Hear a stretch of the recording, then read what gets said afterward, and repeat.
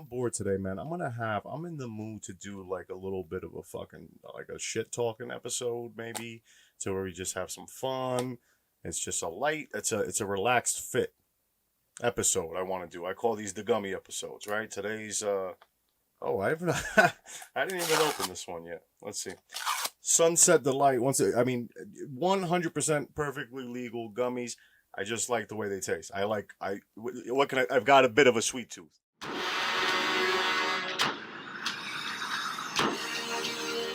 saying, right?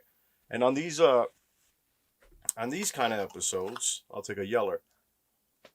On these kind of episodes, I'm sorry, I won't be rude and chew in the microphone. We generally chill out. We generally talk a little shit. And this week, this is easy. This is low hanging fruit for us. All right, we're talking about Eddie Hearn. This guy. This is my thing. What we've always got to give people the benefit of the doubt. We've always got to, I guess, wait until the jury's out on somebody. Is the jury not out at this point? Can we just say collectively, like we said in the case of Raheem Michaud, we don't like him, we don't want him, leave? He's not an American citizen. He does not, I don't believe, now we're talking war stuff, but I don't believe the Geneva Convention will even says that we got to give him a fair trial. If my politics are right, if my social studies class is right, we don't even got to give him a fair trial. Just send him off. Okay? And listen, if you're looking, because I noticed it. I made the Joshua video. I lost some subscribers. I'm going to tell you right now, if you're looking for objectivity as it relates to Eddie Hearn on this channel, you're at the wrong fucking place. You're barking up the wrong tree, my friend. The reason why I say that he doesn't deserve a trial is because the jury should be out already. This man has proven time and time again that he's incapable of being honest. And listen, I understand that boxing is a dirty business, but you can do it one of two ways. You can be completely non-existent, like Al Heyman, even though he's not a promoter and he's a manager or an advisor. For the sake of the argument, you can be completely non-existent. You can be a Bob Arum type and do the traditional role of being a promoter. But the reason why, if people are endeared to Bob Arum, the reason why they are, or even to Don King, is because at least on one occasion, Arum let you know what he's about. We love the quote. Yesterday I was lying, today I'm telling the truth. So we know what kind of shit Don King was involved in.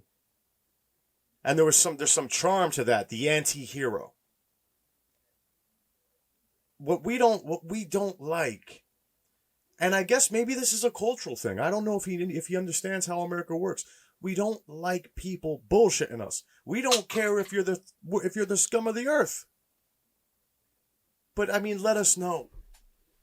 Let us know what we're walking into, and trust and believe me.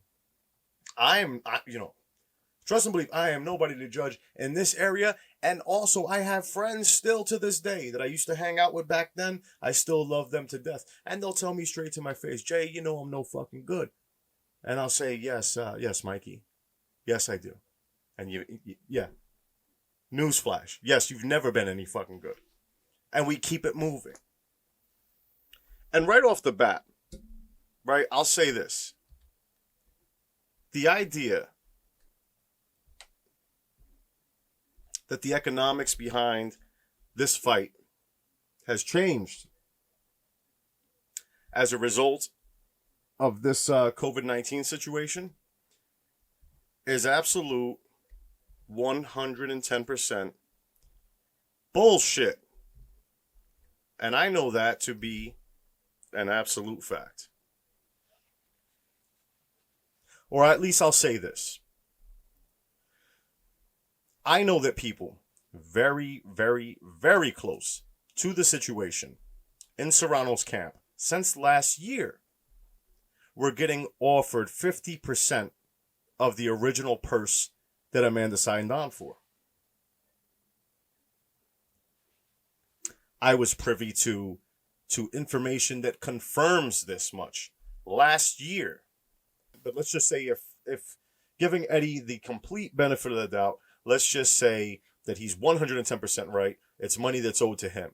He ain't in the fucking wrong for it. He doesn't owe anybody anything.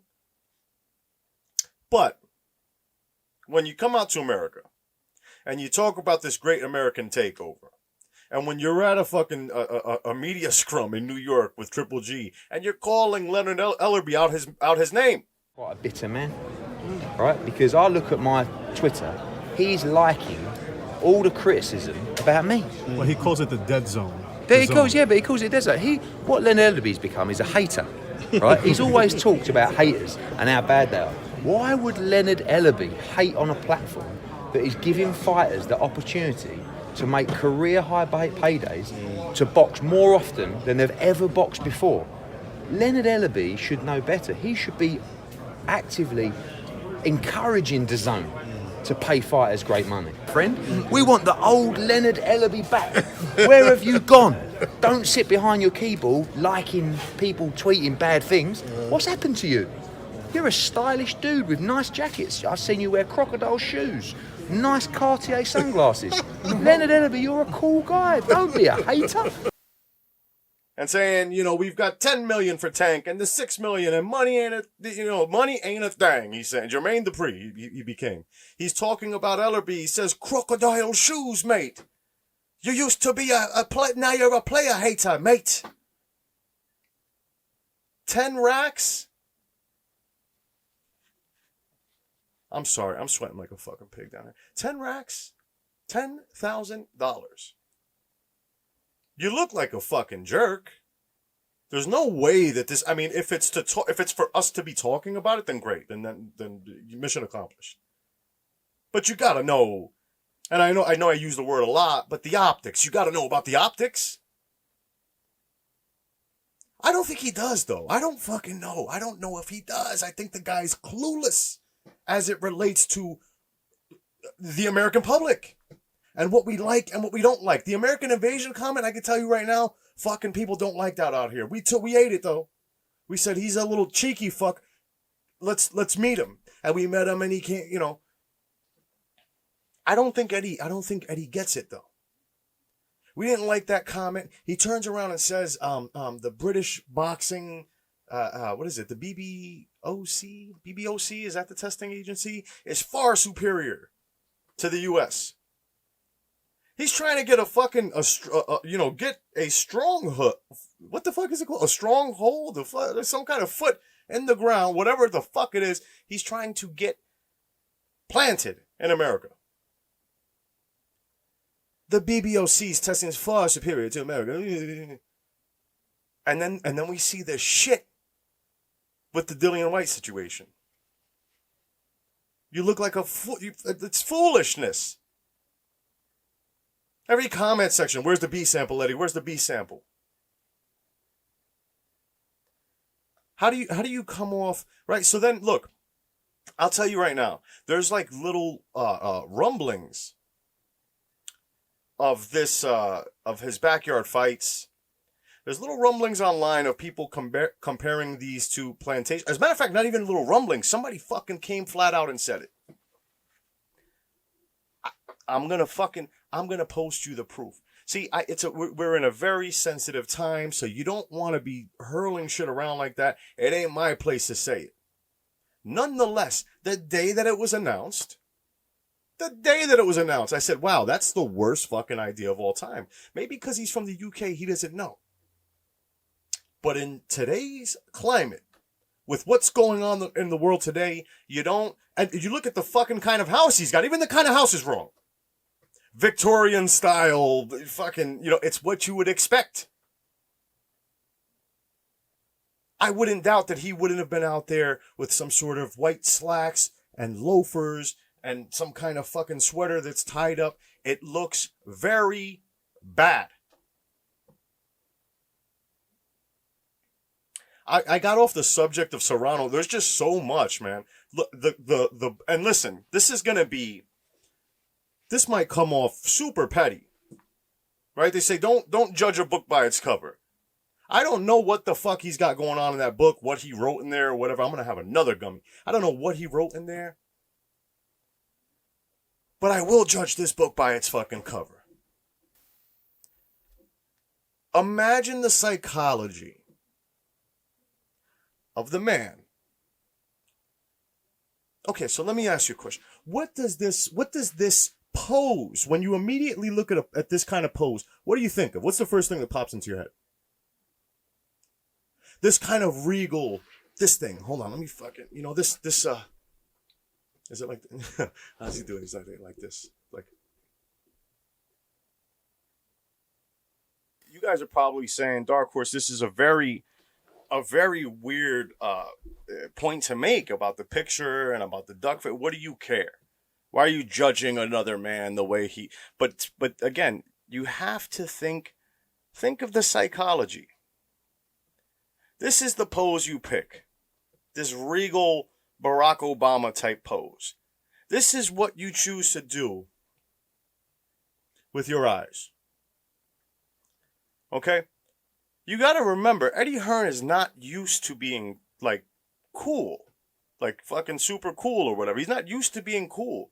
The Eddie Hearn that you see now is not the Eddie Hearn from a few years ago. Right? He's got a tan now. I would imagine that he did something, like, to his jawline or whatever.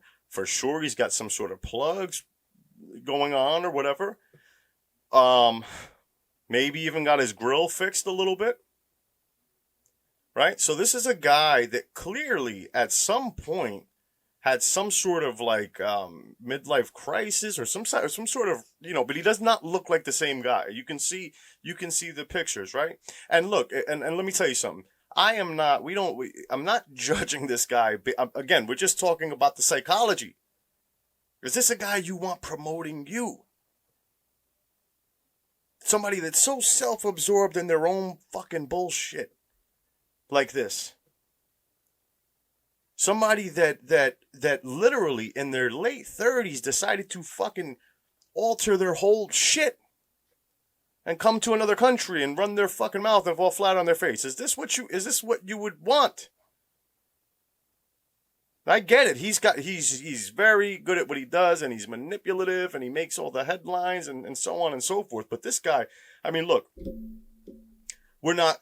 We're arguing. Because he's supposed to be the cool guy promoter, right? And we know that I just showed you. He has not been cool for. Nobody dressed like this. This was only like 7 years ago. Nobody was dressing like this back then. This was the outfit of a fucking nerd. This is something that somebody would wear. You get it from the fucking garbage store. A store of garbage is where you would get an outfit like that. This is a guy that was rich. He was rich back then, so he just did not know how to dress, did not know how to fucking what to do with his head or his fucking hair or nothing. And then it's very weird. It's weird. It's not weird to not be super obsessed with the way you dress and the way you look. That's fucking cool. I'm fine with that. I hang out with all types of fucking slobs. But it's weird to be rich and to have looked like a fool for fucking most of your life, and then way later, just fucking change your whole thing, and then act as if you've always been cool. Nah, you're not gonna. I'm not gonna give you that. I did interviews with Eddie early on, and I will say I was new to the scene. I was a little flustered. I mean, I was kind of geeked to even be doing an interview with somebody of his stature. But nonetheless, it didn't take very long. Like, I'm talking about a few months before people became very jaded with Eddie Hearn. And if you weren't one of these reporters that's getting duked off on the side to do little puff pieces and we know who it is. Do we need to do fucking part 4.0? And listen, it's not only Fight Hype that put this out. This was like an LA Times article, legit, like a legit writer. I was sitting right behind him in Vegas and asked him about it. Like, so this isn't, and sue him if that's the case. If it's a lie, fucking sue him. If I'm lying about Serrano and her getting offered 50% last year, and it having nothing to do with coronavirus. I've got the receipts. Sue me. I've got nothing better to fucking do. You know, this isn't bullshit. These guys are getting fucking paid. They were having their flights getting taken care of. They were getting dinners and so on and so forth. So these guys, I mean, in the case of those guys, it would not be such a hostile environment if they came back. But these aren't New York media. And if he doesn't roll 10, 15 deep with his own media from the UK out there, which they do anyway, right? Like they take care of the people they pay in America, and then they take care of the people that just follow them around all over the world. And then the New York guys, they kind of pick and choose, right? But I mean, I got jaded really fucking quick. And the reason why I can make a video like this is because I don't give a fucking shit. Whether they make it back to New York or not, I'm not interested, to be honest with you. The guys that I got to get stuff from that are on Matchroom, DAZN, Matchroom USA, I'll go to the gyms. I'll go to the gyms and talk to them. I can give a fucking shit. And I said that back in January. It's not because things are looking bad. You know, I was saying this back in January. Me and a few other people were saying, I don't even feel like covering DAZN events anymore.